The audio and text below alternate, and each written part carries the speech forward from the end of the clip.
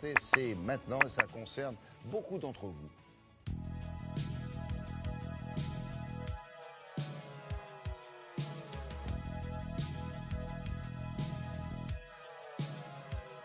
Vous êtes peut-être victime de sinusite, ça touche 10% des Français, c'est énorme. Il y a des traitements médicamenteux, ça on les connaît. Alors ça suffit pas. Alors il y a une chirurgie des sinus qui est proposée. Et là, il y a une nouvelle technique. C'est pour ça que vous êtes là aujourd'hui. Oui. Alors on peut redire d'abord ce que c'est qu'une sinusite. Oui, la sinusite, c'est une infection qui touche les cavités osseuses qui sont de part et d'autre du nez et qu'on appelle les sinus.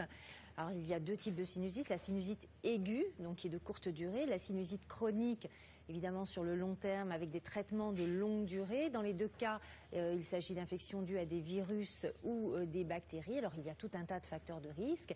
Il y a aussi toute une panoplie de traitements médicamenteux, allant des antidouleurs, parce que la sinusite, ça peut faire mal, et puis on a le nez bouché aussi. Donc, des antidouleurs, des antidécongestionnants, des antibiotiques. Mais dans 30% des cas, on estime que les patients qui ont une sinusite chronique ne sont pas améliorés par ces médicaments et on peut leur proposer une chirurgie. Mais la chirurgie, évidemment, c'est une technique invasive et depuis 2 ans environ, quelques hôpitaux se sont dotés d'une technique qui nous vient des États-Unis, qui s'appelle la sinuplastie par ballonnet. Une technique non invasive, c'est-à-dire pas de bistouri, on n'ouvre pas. Et cette technique donc a déjà servi à traiter 150 000 patients aux États-Unis. Chez nous en France, on arrive à peu près à 180 patients avec des premiers résultats très intéressants. Donc comment se passe donc cette intervention avec cette technique, la comparaison avec la chirurgie, avantages, inconvénients en images.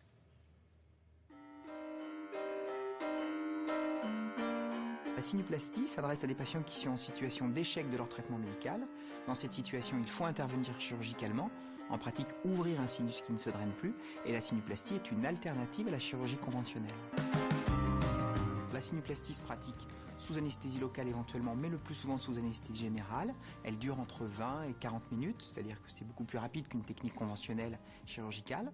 Guidé par une petite caméra, on va pénétrer dans la fosse nasale par la narine elle-même. On se repère avec la caméra et on va aller chercher l'entrée exacte des sinus qui ne fonctionnent plus, qui sont bouchés en pratique. Une fois qu'on a repéré avec ce système vidéo, en fait, endoscopique, l'entrée du sinus, on va guider à l'intérieur un petit canal qui va nous permettre d'insérer un ballonnet. Et ce ballonnet va pouvoir être gonflé un peu comme on le ferait avec un ballonnet qu'on insère dans une artère et ouvrir cette entrée du sinus qui ne fonctionne plus, qui est bouchée. Une fois que le sinus est bien ouvert, l'intervention est presque terminée. Souvent, on effectue 2 séries de dilatation à très forte pression, un petit peu plus haut, un petit peu plus bas, de façon à avoir un canal qui est très large sur toute sa hauteur. Le but, c'est que ce canal ne se referme pas secondairement. On peut également en profiter pour insérer des antiseptiques à l'intérieur du sinus. Alors, les études qui ont été pratiquées aux États-Unis depuis les années 2005 montrent qu'en particulier la sinuplastie n'apporte qu'un taux de 5% de récidive. On est probablement aux alentours de 10% avec les techniques chirurgicales actuelles. Il faut ajouter que les risques des complications opératoires avec les techniques conventionnelles, même s'ils sont rares, ne sont pas nuls. Il y a des accidents opératoires qui sont y compris des accidents avec un risque vital. Il n'y a jamais eu ce type de risque avec la sinuplastie telle qu'on la pratique aujourd'hui. Pour le malade, il n'y a pas d'effraction, pas d'ouverture de la muqueuse, donc ça ne saigne pas, il n'y a pas besoin de mettre des mèches au patient. L'hospitalisation est plus courte et en général, la reprise du travail, les gens sont en forme beaucoup plus rapidement et le travail peut être repris beaucoup plus tôt.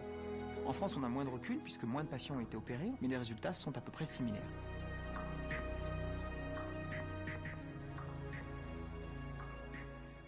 Juste un petit mot pour terminer, Brigitte, la sinuplastie, c'est plus cher ? Alors, on pourrait le croire parce qu'on utilise pour cette intervention une sonde à usage unique qui coûte 800 €. Donc 800 € de plus par patient. Mais en réalité, on peut penser que puisque les patients sont opérés moins longtemps, qu'ils vont rester moins longtemps à l'hôpital, que leur arrêt de travail va être moins long, au final, on peut imaginer qu'on va quand même gagner par rapport à la chirurgie conventionnelle. Mais bon, ça reste à prouver par des études bien faites. Merci beaucoup, à tout à l'heure, Brigitte. Au moment où